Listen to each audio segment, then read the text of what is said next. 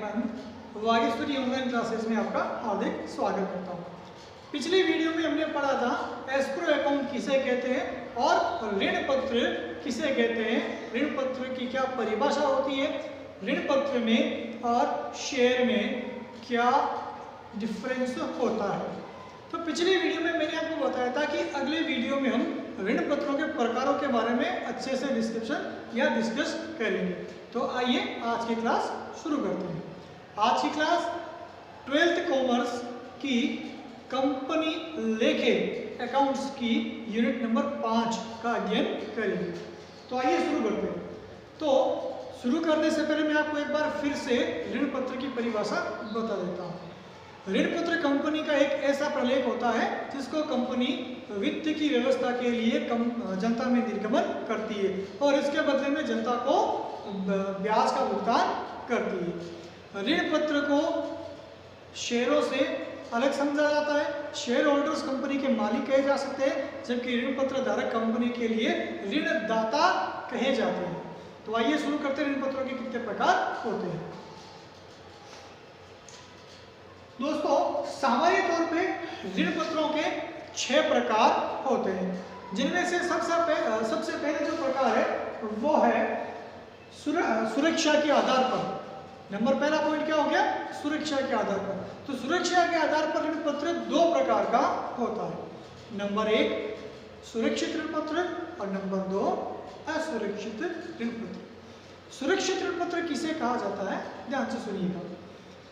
सुरक्षित ऋण पत्र का मतलब होता है ऐसे ऋण पत्र धारक जिन्होंने कंपनी को ऋण के रूप में पैसा दिया है, कंपनी उनके ऋण को अपनी किसी स्थायी संपत्ति से सुरक्षित करती है।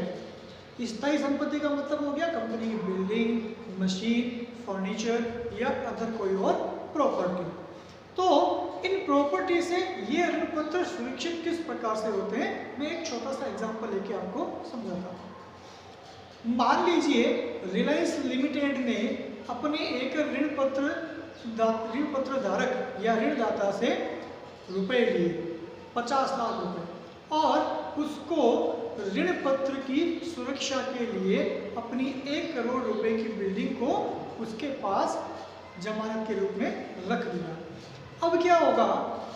कंपनी समय समय पर ऋणदाता को ब्याज का भुगतान तो करेगी और जब निश्चित समय आएगा जब ऋण की मूल रकम चुकानी होगी तब कंपनी क्या करेगी? उस मूल रकम को ऋणदाता को चुका देगी। अब यहाँ पे सुरक्षित का मतलब क्या हुआ? मान लीजिए यदि कंपनी ऋण को चुकाने के समय किसी कारण से असमर्थ हो जाती है, यानी कि पैसा नहीं चुका पाती है, तो ऐसे स्थिति में कंपनी ने जो स्थायी संपत्ति ऋणदाता को सुरक्षा के तौर पे जमानत में दी थी, अब उस संपत्ति को बेचकर उस ऋणदाता के ऋण को चुकाया जाएगा। इसीलिए इसे सुरक्षित ऋण पत्र बोलते हैं। सिंपल सी भाषा में क्या बोलेंगे कि सुरक्षित ऋण पत्र क्यों हुआ? क्योंकि उसके अगेंस्ट में किसी संपत्ति या प्रॉपर्टी को रखा गया है। अगर वो लोन यानी कि वो ऋण चुकता नहीं हुआ तो उस प्रॉपर्टी को बेच देंगे और उसके पैसों से ऋणदाता के ऋण को चुका दिया जाएगा। कुल मिलाकर के ऐसे ऋण पत्र जिनके पास होते हैं उनके पैसे डूबने की कोई संभावना नहीं होती। अब बात करते हैं 2 नंबर यानी कि असुरक्षित ऋण पत्रों की। दोस्तों, नाम से ही इसको आसानी से समझा जा सकता है। असुरक्षित का मतलब क्या हो गया? इनके लिए कंपनी ने कोई सुरक्षा नहीं दी है, यानी कंपनी इनके लिए किसी भी प्रकार की प्रॉपर्टी या किसी भी प्रकार की संपत्ति को जनता के रूप में या जनता के पास जिसको ऋण पत्र दिए हैं उनको गिरवी नहीं देगी। तो इसका मतलब क्या हो गया? अगर कंपनी ने स्थायी संपत्ति नहीं दिए तो फिर अगर निश्चित समय पर कंपनी को जब पैसा चुकाना होगा ऋणदाता को और कंपनी के पास पैसा नहीं हुआ तब क्या होगा? सिंपल सी बात है, तब ऋणदाता को पैसा कहाँ से मिलेगा? कंपनी ने तो सुरक्षा के लिए कोई प्रॉपर्टी दी ही नहीं। तो इसीलिए इसको बोला जाता है असुरक्षित ऋण पत्र, यानी कंपनी इसकी सुरक्षा के लिए कोई प्रॉपर्टी जमानत के लिए नहीं देती। तो अब यहाँ पे जो बात आती है कि भाई कोई ऋणदाता ऐसे असुरक्षित ऋण पत्रों को खरीदेगा ही क्यों? यानी अगर किसी आम आदमी को बोल दिया जाए आप अपने 1 लाख रुपए किसी दूसरे व्यक्ति को दे दो, वापस आएंगे या नहीं आएंगे इसकी कोई गारंटी नहीं है, तो कौन ऋणदाता सामने वाले को ऋण देगा? लेकिन इसमें भी एक इंटरेस्टिंग पॉइंट है। क्या पॉइंट है? हमारा जो पहला पॉइंट था सुरक्षित ऋण पत्र, उसको चूंकि प्रॉपर्टी से सुरक्षित किया जाता है, इसलिए उस पे रेट ऑफ इंटरेस्ट जो होती है वो काफी कम होती है, यानी कि सुरक्षित ऋण पत्र धारकों को जो ब्याज मिलेगा वो कम दर यानी कि न्यून दर पर मिलेगा, उनको कम ब्याज दर मिलेगी। अब जिन ऋणदाताओं ने असुरक्षित ऋण पत्र लिए हैं, कंपनी ने उनको सुरक्षा के लिए कोई प्रॉपर्टी नहीं दी है, लेकिन यहाँ पर उनको बेनिफिट ये है कि उनको जो ब्याज मिलेगा उसकी रेट हाई होगी। अर्थात कहने का मतलब क्या हो गया? असुरक्षित ऋण पत्रों पर रेट ऑफ इंटरेस्ट हाईएस्ट यानी कि मैक्सिमम रहती है, ज्यादा से ज्यादा इनको इंटरेस्ट दिया जाता है, जिससे क्या होता है कुछ ही समय में इनको मूल अमाउंट के बराबर ब्याज की प्राप्ति हो जाती है। उसके बाद भी इनको समय समय पर ब्याज की प्राप्ति होती रहती है। अब मान लो उसके बाद कंपनी का पैसा अगर डूब भी रहा है, तो अगर मान लो 100 रुपए में से अगर 50% भी पैसा प्राप्त होता है तो इन धारकों को फायदा ही होता है, वैसे लॉस नहीं होता। क्यों नहीं होता है? मूल रकम के बराबर का ब्याज या उससे ज्यादा ब्याज इनको प्राप्त हो चुका होता है, और उसके अलावा मूल रकम का 50% भी प्राप्त हो जाता है। तो लॉस तो एक दृष्टि से देखें तो लॉस होता है, लेकिन अगर दूसरी दृष्टि से देखें तो हाई इंटरेस्ट मिलने के कारण उनका जो लॉस होता है वो लॉस काफी कम होता है। तो वापस बताता हूँ, सुरक्षित ऋण पत्र जिनको कंपनी की प्रॉपर्टी से सुरक्षित किया जाता है, लेकिन इन पर रेट ऑफ इंटरेस्ट क्या मिलती है? कम मिलती है। असुरक्षित ऋण पत्र, इन पर कंपनी किसी भी प्रकार की प्रॉपर्टी की सुरक्षा नहीं देती है, लेकिन इनको एक फायदा देती है, इनको ब्याज की दर जो होती है वो बहुत ऊंची देती है, जिससे इनको जल्दी से जल्दी मूल रकम ब्याज के थ्रू कवर हो जाती है। तो ये तो हमारा पहला पॉइंट था सुरक्षा के आधार। अब जो दूसरा पॉइंट जो आ रहा है वो है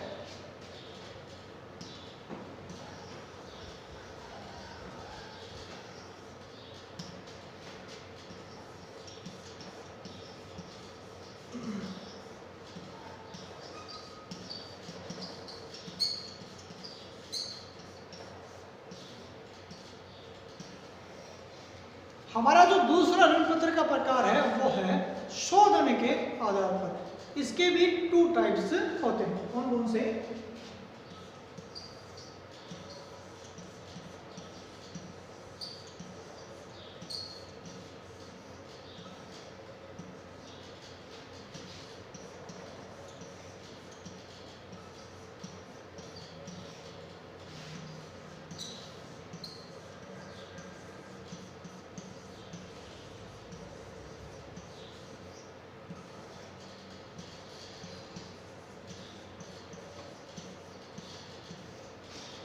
तो शोधन के आधार पर भी ऋण पत्रों को 2 रूप में बांटा जा सकता है। नंबर 1 होता है शोधनीय ऋण पत्र और नंबर 2 होता है अशोधनीय ऋण पत्र।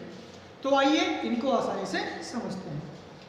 शोधनीय ऋण पत्र, दोस्तों मैंने आपको जब बताया था, जब अंशों के हमने प्रकार पढ़े थे, सत्ता अंश, पूर्वाधिकार अंश, पूर्वाधिकार अंश के आगे बहुत सारे प्रकार निकले थे, उनमें एक प्रकार आया था शोधनीय पूर्वाधिकार अंश और अशोधनीय पूर्वाधिकार अंश।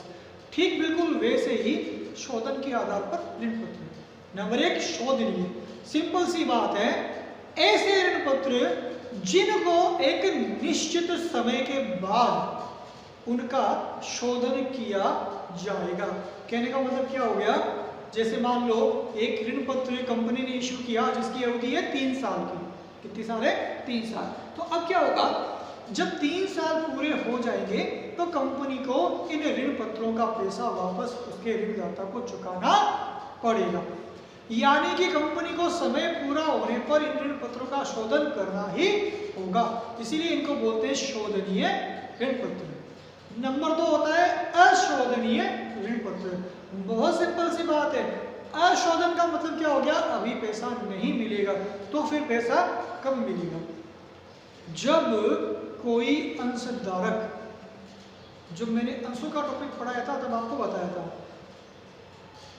अशोधनीय पूर्वाधिकार अंश खरीद लेता है तो उसको पैसा वापस कब मिलता है, कंपनी के समापन पर।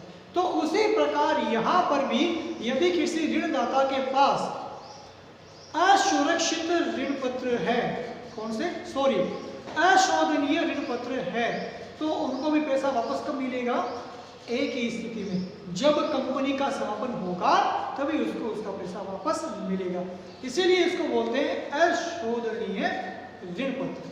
तो वापस देखते हैं, हमारा जो 2 नंबर पॉइंट था शोधन के आधार पर, उसमें भी ऋण पत्रों के 2 प्रकार होते हैं। कौन कौन से, पहला शोधनीय ऋण पत्र, जिसको एक निश्चित समय के बाद कंपनी को शोधन करना होता है, अर्थात ऋण पत्रों का पैसा वापस चुकाना पड़ता है। दूसरा होता है अशोधनीय, अर्थात जिनका पैसा कंपनी के समापन के समय ही उस ऋण पत्र के धारक को चुकाया जाएगा। ठीक है, अब हम बात करते हैं 3 नंबर पॉइंट की। तो 3 नंबर जो पॉइंट हमारा वो है पंजीयन के आधार।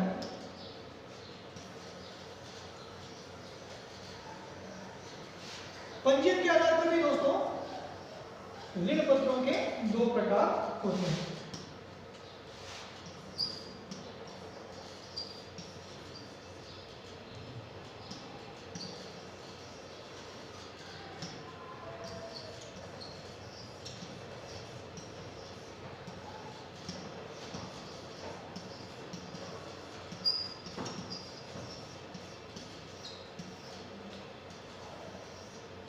तो पंजीयन के आधार पर 2 प्रकार होते हैं, कौन कौन से, नंबर 1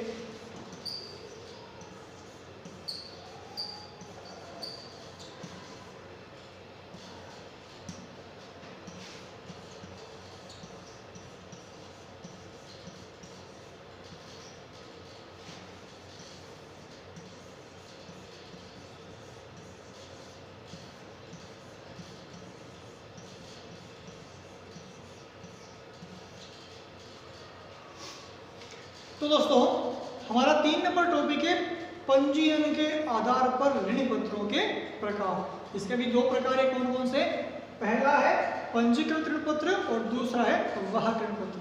चलिए इसको समझते हैं। पंजीयन का आप सबको पता है क्या होता है, पंजीयन का मतलब होता है रजिस्ट्रेशन होना। तो सिंपल सी बात है, इसका भी जो पहला पॉइंट है पंजीकृत ऋण पत्र, इसको भी हम बोलते हैं ऐसे ऋण पत्र जो कंपनी के द्वारा पंजीकृत करवाए हुए होते हैं, यानी कि रजिस्टर्ड करवाए हुए होते हैं। अब इसमें क्या होता है, सिंपल सी बात है, रजिस्टर्ड ऋण पत्र में क्या होता है, कंपनी के पास एक रजिस्टर होता है जिसमें ऐसे ऋण पत्रों की पूरी डिटेल लिखी हुई होती है। जैसे ये ऋण पत्र किसको इश्यू किया गया है, उसके धारक का नाम, उसका पता, एड्रेस, उसके बारे में पूरी जानकारी, प्लस इस ऋण पत्र पे कितना ब्याज दिया जाएगा, इसकी क्या अवधि होगी, पूरी जानकारी उस रजिस्टर में लिखी हुई होती है। इसलिए इसको बोला जाता है पंजीकृत ऋण पत्र। अब इस पंजीकृत ऋण पत्र के अंदर भी एक पॉइंट और आता है कि ये जो पंजीकृत ऋण पत्र है, क्या ऋण पत्र धारक इसको किसी दूसरे को हस्तांतरित कर सकता है, कर सकता है, लेकिन इसके लिए उसको एक हस्तांतरणीय प्रलेख का उपयोग करना पड़ेगा। यानी कि कंपनी के द्वारा जो एक प्रलेख दिया जाता है, हस्तांतरणीय प्रलेख, कहने का मतलब हो गया वो कंपनी की परमिशन लेकर के कि भाई मैं ये आपके ऋण पत्र किसी दूसरे को ट्रांसफर करना चाहता हूं, तो कंपनी क्या करेगी, उसको दूसरे को ट्रांसफर करने की परमिशन दे देगी। अब दूसरे जिसको ट्रांसफर हुआ है उसके नाम वगैरह, उसकी पूरी जानकारी कंपनी के रजिस्ट्रेशन में लिखी जाएगी। छोटा सा एग्जांपल देख के समझाता हूँ।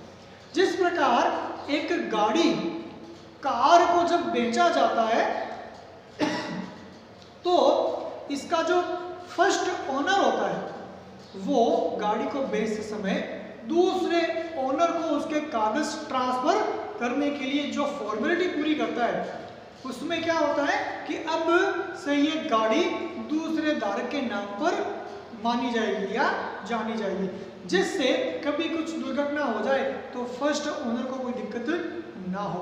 तो सेम उसी प्रकार से पंजीकृत ऋण पत्र को भी अगर ट्रांसफर करना है तो कंपनी की परमिशन ली जाती है, उसके बाद इसको ट्रांसफर किया जाता है, जिससे क्या होता है कंपनी को पता रहे कि भी अभी हमारे ऋण पत्र किसके पास है या इनका धारक कौन है, उसका नाम कंपनी के रजिस्टर में चढ़ जाना चाहिए।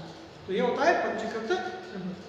अब हम बात करते हैं 2 नंबर वाहक ऋण पत्र। वाहक ऋण पत्र का मतलब क्या होता है? वाहक यानी कि ये कहीं भी जा सकता है या इसको कहीं भी भेजा जा सकता है। तो इसको थोड़ा सा एक्सप्लेन करते हैं। वाहक ऋण पत्र जो होता है उसके ऋण पत्र धारक का नाम कंपनी के रजिस्टर में दर्ज नहीं होता है, यानी कंपनी केवल इतना ही करती है कि कंपनी ने इतने नंबर ऑफ ऋण पत्र या डिवेंचर्स इशू कर दिए। अब वो किसके पास है, कंपनी को उससे कोई मतलब नहीं है, कंपनी को केवल पैसा चाहिए। बाकी अब ये जो ऋण पत्र है ये जिस व्यक्ति के पास है वो चाहे तो आगे से आगे कितनी बार भी ट्रांसफर कर सकता है। फॉर एग्जाम्पल के लिए रिलायंस लिमिटेड ने राम को वाहक ऋण पत्र दिए, बदले में पैसा ले लिया, ठीक है। अब कंपनी को पैसे से मतलब था, कंपनी के पास पैसा आ गया, राम को ऋण पत्र से मतलब था, राम के पास ऋण पत्र आ गया। अब समय समय पर क्या होगा, राम को ब्याज मिलता रहेगा। अब राम अगर चाहे इसको किसी और को ट्रांसफर करना तो राम बिना कंपनी की परमिशन लिए ही इसे किसी अन्य पार्टी को ट्रांसफर कर सकता है, इसीलिए इसे वाहक ऋण पत्र कहा जाता है। अब यदि इसको किसी को भी ट्रांसफर कर दिया जाएगा तो उसमें जो ब्याज है तो वो किस प्रकार से प्राप्त होगा। तो कंपनी क्या करती है, वाहक ऋण पत्र जब जारी करती है, इश्यू करती है, तो उसके साथ ही ब्याज को प्राप्त करने के लिए भी कंपनी इनके साथ एक कूपन जारी करती है या कूपन की एक छोटी बुक जारी करती है। अब क्या होगा, जिस व्यक्ति के पास ये ऋण पत्र है उसके पास कूपन भी होंगे और कूपन को प्रस्तुत करने पर ही ब्याज मिलेगा। कहने का मतलब क्या हो गया, यदि ऋण पत्र धारक कूपन प्रस्तुत करता है तो उसको ब्याज मिल जाता है। अब इसमें एक छोटा सा एक टिपिकल एग्जांपल लेते हैं। मान लीजिए राम के पास ऋण पत्र है, उसने ट्रांसफर कर दिया किसी और को और ब्याज के कूपन किसके पास पड़े, राम के पास ही है। तो अभी यहाँ पे बात होती है कि ब्याज किसको मिलेगा, राम को या जिसके पास ऋण पत्र है। तो कंपनी तो क्या बोलेगी, मुझे कोई फर्क नहीं पड़ता ऋण पत्र किसके पास है, मेरे पास जो कूपन लेकर के आएगा मैं उसी को ब्याज प्रदान करूंगी। तो यहाँ पर ऋण पत्रों के हस्तांतरण के साथ साथ ब्याज के कूपन का भी हस्तांतरण होता है, जिसकी सहायता से जिस भी पार्टी के पास ऋण पत्र हो वो आसानी से ब्याज को प्राप्त कर सके, ठीक है। तो 2 पॉइंट हो गए, कौन कौन से। नंबर 1 पंजीकृत ऋण पत्र जो कंपनी के रजिस्टर में पंजीकृत होते हैं, उसके बाद ऋण पत्र धारक के बारे में पूरी डिटेल कंपनी के पास होती है। 2 नंबर होता है वाहक ऋण पत्र, इसकी डिटेल कंपनी के पास नहीं होती है, इसको कंटिन्यू आगे से आगे ट्रांसफर कर दिया जाता है, ब्याज के लिए कूपन को प्रस्तुत करना। तो ये हमारे 3 पॉइंट हो गए। अब इसके बाद चौथा जो पॉइंट आता है तो वो आता है पुनः भुगतान के आधार पर।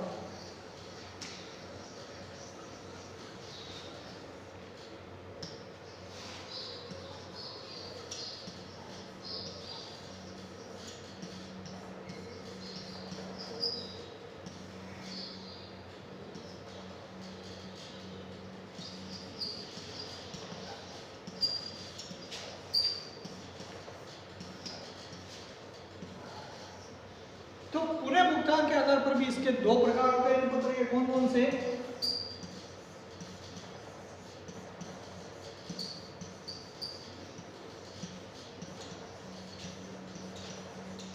नंबर 1 प्राथमिक ऋण पत्र और नंबर 2 द्वितीय ऋण पत्र। 4th नंबर पॉइंट क्या हो गया, पुनर्भुगतान के आधार पर ऋण पत्रों के प्रकार। इसके 2 प्रकार है, कौन कौन से, प्राथमिक ऋण पत्र और द्वितीय ऋण पत्र। समझने में बहुत सिंपल है, दोनों में से पहले पैसा किसे प्राप्त होगा, प्राथमिक ऋण पत्र को पहले पैसा प्राप्त होगा और द्वितीय ऋण पत्र को उसके बाद पैसा प्राप्त होगा। बस सिंपल सा इसका इतना एक्सप्लेन है। वापस बता रहा हूँ, प्राथमिक ऋण पत्र का मतलब क्या होता है? जिसके पास ऐसे ऋण पत्र है उनको पहले भुगतान किया जाएगा और जिसके पास द्वितीय ऋण पत्र है उनको बाद में भुगतान किया जाएगा। यानी कि इसमें क्रम हो गया, प्राथमिक को पहले भुगतान, द्वितीय को उसके बाद भुगतान। इसके बाद जो 5 नंबर पॉइंट आता है वो आता है ब्याज के आधार पर ऋण पत्रों के प्रकार। तो ब्याज के आधार पर ऋण पत्रों के प्रकार कितने हो सकते हैं देखते हैं।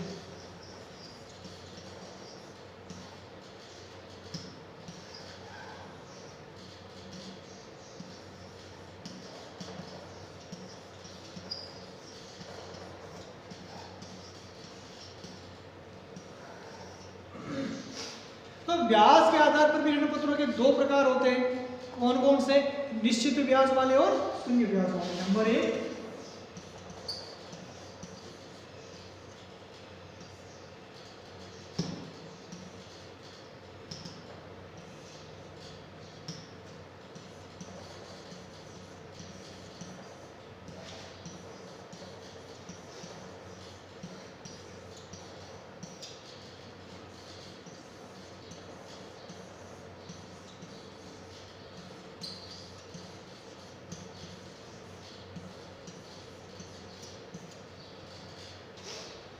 तो हमारा जो 5 नंबर पॉइंट है वो है ब्याज के आधार पर ऋण पत्र कितने प्रकार के हो सकते हैं। तो ब्याज के आधार पर भी ऋण पत्र 2 प्रकार के हो सकते हैं। कौन कौन से?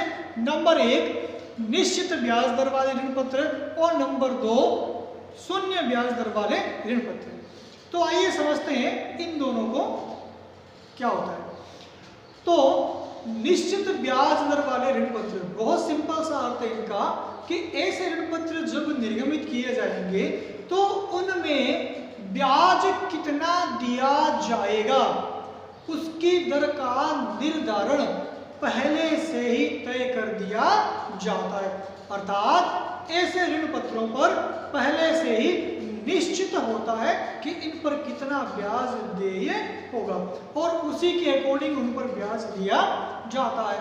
इसलिए इनको बोलते हैं निश्चित ब्याज दर वाले ऋण पत्र। 2 नंबर जो पॉइंट आता है वो होता है शून्य ब्याज दर वाले ऋण पत्र। दोस्तों बड़ा इंटरेस्टिंग नाम है शून्य ब्याज दर। आप बोलोगे सर ऐसा हो सकता है क्या? शून्य ब्याज दर यानी कि इसको ब्याज ही नहीं मिलेगा तो फिर कोई ऋण क्यों देगा? भाई सिंपल सी भाषा में क्या होता है कि अगर आप किसी को ऋण दोगे तो बदले में ब्याज तो लोगे ना। अब इसका नाम ही क्या हो गया?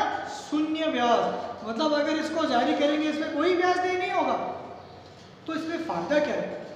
बात यह है कि ऐसे जो ऋण पत्र होते हैं, हाँ निश्चित ही इन पर शून्य ब्याज दर होती है, यानी कि इन पर ब्याज देय नहीं होता है।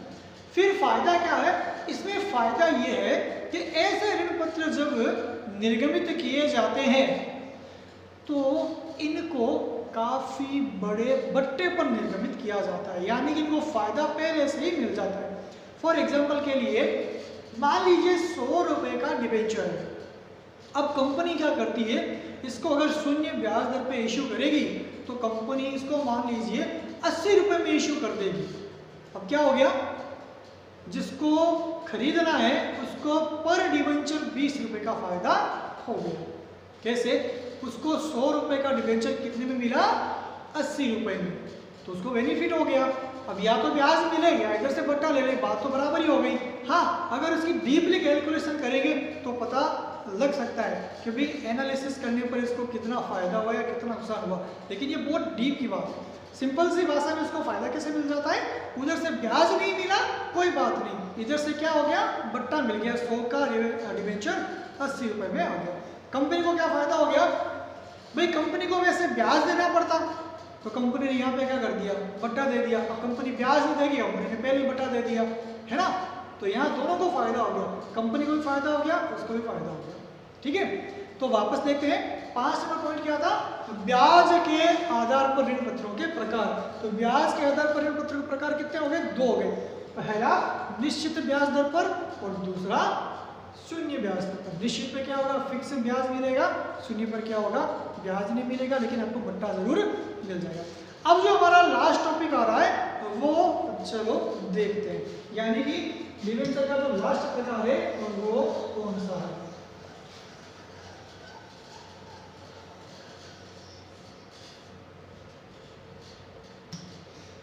तो लास्ट जो पॉइंट है वो है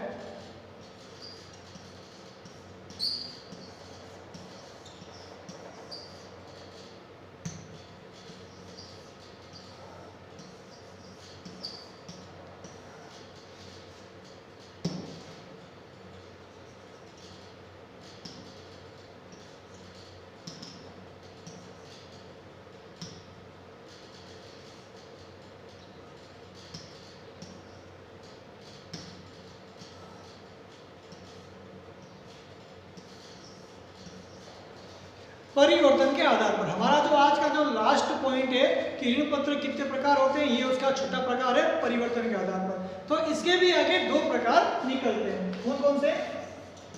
नंबर एक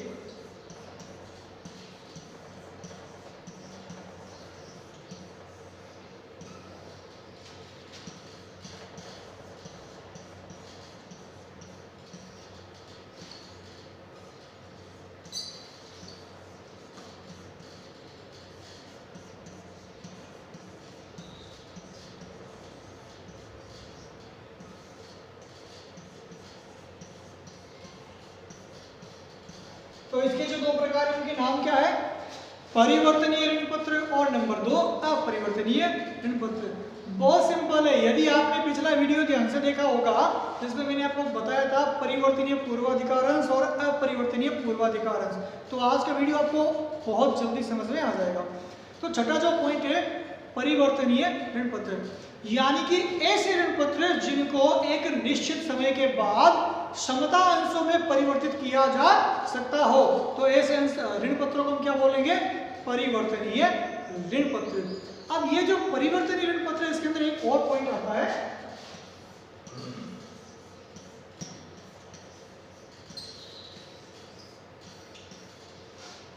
आंशिक परिवर्तनीय।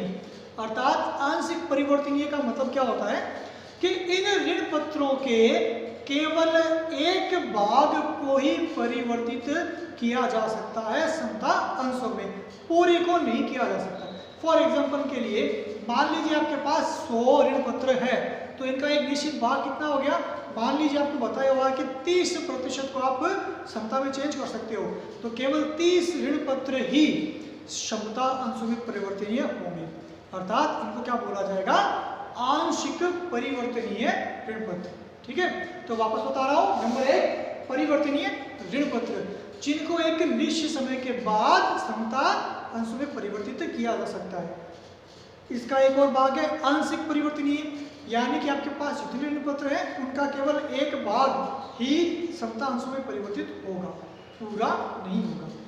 अब जो 2 नंबर पॉइंट आता है अपरिवर्तनीय ऋण पत्र, बहुत सिंपल सा पॉइंट है।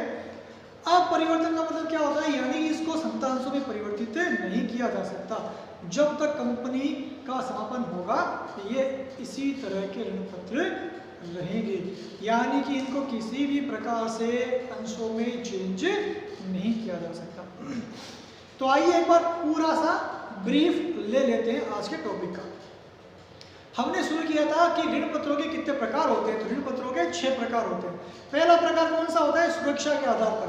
तो सुरक्षा के आधार पर ऋण पत्र 2 प्रकार के होते हैं, सुरक्षित ऋण पत्र और असुरक्षित ऋण पत्र। उसके बाद 2 नंबर पॉइंट आता है शोधन के आधार पर ऋण पत्र, तो वो भी 2 प्रकार के होते हैं, शोधनीय और अशोधनीय ऋण पत्र। उसके बाद आता है 3 नंबर पंजीयन के आधार पर ऋण पत्रों के प्रकार। तो पंजीयन के आधार पर भी 2 प्रकार होते हैं, नंबर 1 होता है पंजीकृत ऋण पत्र और नंबर 2 होता है वाहक ऋण पत्र। उसके बाद 4 नंबर पॉइंट आता है पुनर्भुगतान के आधार पर। इसके भी 2 प्रकार है, प्राथमिक ऋण पत्र या प्रथम ऋण पत्र और द्वितीयक ऋण पत्र। उसके बाद 5 नंबर पॉइंट आता है ब्याज दर के आधार पर ऋण पत्रों के प्रकार। इसके भी 2 प्रकार है, पहला निश्चित ब्याज दर वाले ऋण पत्र और दूसरा शून्य ब्याज दर वाले ऋण पत्र। इसके बाद जो लास्ट जो पॉइंट है जो अभी बोर्ड पे चल रहा था, परिवर्तन के आधार पर ऋण पत्रों के प्रकार। नंबर 1 परिवर्तनीय ऋण पत्र, इसके अंदर एक और भाग आता है आंशिक परिवर्तनीय, और नंबर 2 अपरिवर्तनीय ऋण पत्र। तो दोस्तों ये था आज का टॉपिक। आपको ये वीडियो कैसा लगा लाइक कीजिए वीडियो को, कमेंट करके अपना रेस्पॉन्स दीजिए। अगर वीडियो अच्छा लगे तो चैनल को सब्सक्राइब कीजिए और ज़्यादा से ज़्यादा इसको शेयर कीजिए।